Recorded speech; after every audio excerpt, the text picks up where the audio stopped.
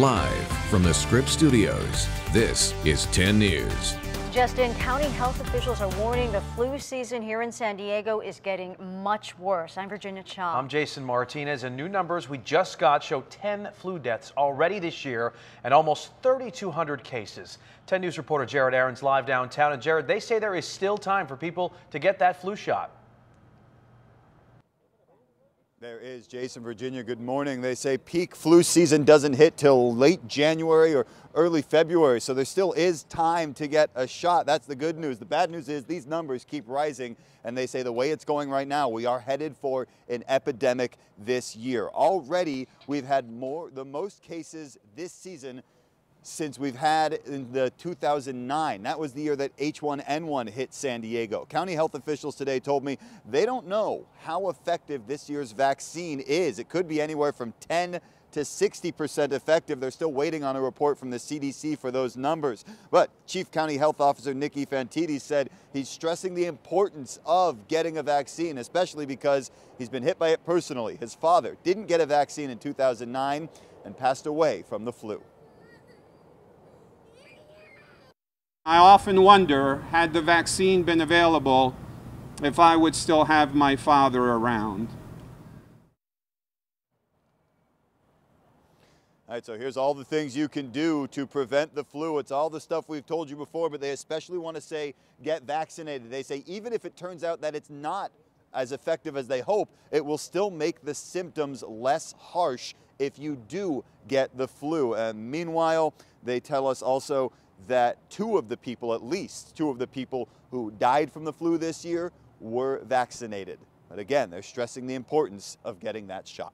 Live downtown, Jared Aarons, 10 News. Jared, thank you very much. And just in time for Christmas, the second of 3 large bridge shelters that will house the homeless in San Diego has opened its doors. Yeah, this one is in the Midway District on Sports Arena Boulevard. It will focus solely on homeless veterans. 10 News reporter Mimi Alcala is there now. So Mimi, city leaders say there is a bigger picture goal here.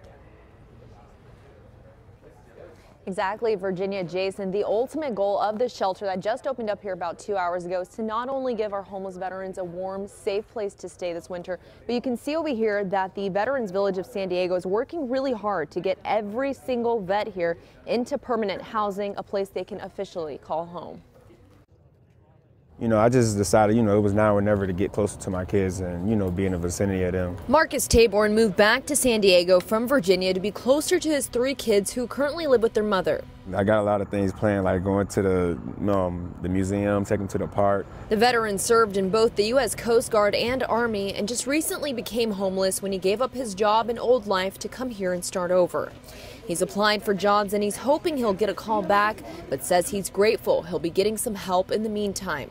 The city opened up this second bridge shelter just in time for the holidays to focus primarily on homeless veterans. They make up about 8% of our homeless population. Inside there are 200 beds, clothes, hygiene products, and outside there's showers, restrooms, washers, and dryers. The vets will also have access to a number of services provided by the Veterans Village of San Diego, like health care, focusing on our recent Hep A outbreak, substance abuse counseling, and job search assistance and training. So I just needed, somewhere to lay my head and put my stuff at so I could just, go out, look for a job, get employed. I'm happy to be here. So there will be a third bridge shelter opening. That'll be in the East Village, and that's set to be up and running by December 31st. Reporting live in Midway District, Mimi Alcala, 10 News. Thank you, Mimi. New today, a close call for a family in Carmel Valley. A car going up in flames right in the driveway. That fire getting dangerously close to the home. Take a look. Happened just before 5 this morning. Firefighters found the car engulfed in flames. You can see what happened to it. They were able to get the fire out quickly before it could damage the house. Now they're investigating why that car caught fire. New from overnight, a driver may face drunk driving charges after hitting a man in North County. Police say the man was running across Highway 101 in Cardiff when he was struck. He hit the car's windshield and was rushed to the hospital with major injuries. The driver stopped at the scene and was evaluated for DUI. We're working to find out if she'll face any charges.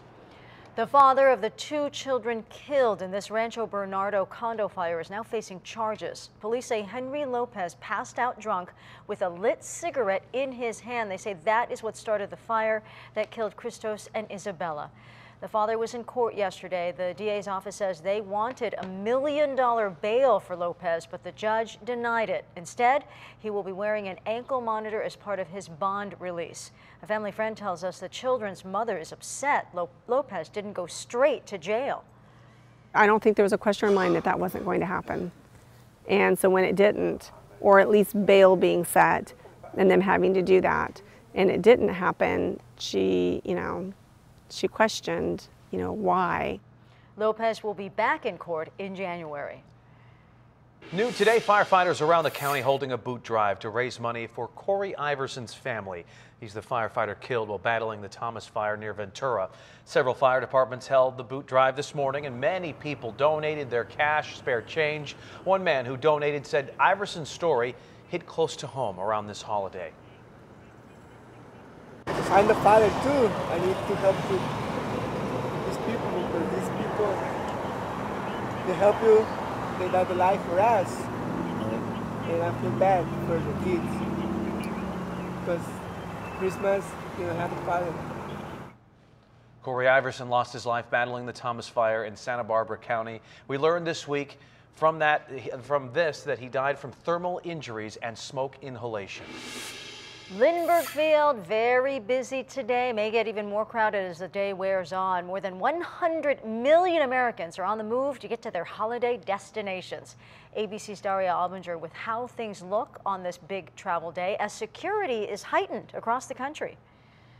This morning, the holiday rush is underway with record crowds on the road and a 4% increase in travelers at the airports. 2.7 million people are expected to fly today alone, but new technology is making travel safer and faster. I couldn't believe my eyes as far as the size, the openness, the number of people working on this thing. Boston's Logan Airport is one of a dozen using conveyor belts and bigger bins to keep those screening lines moving.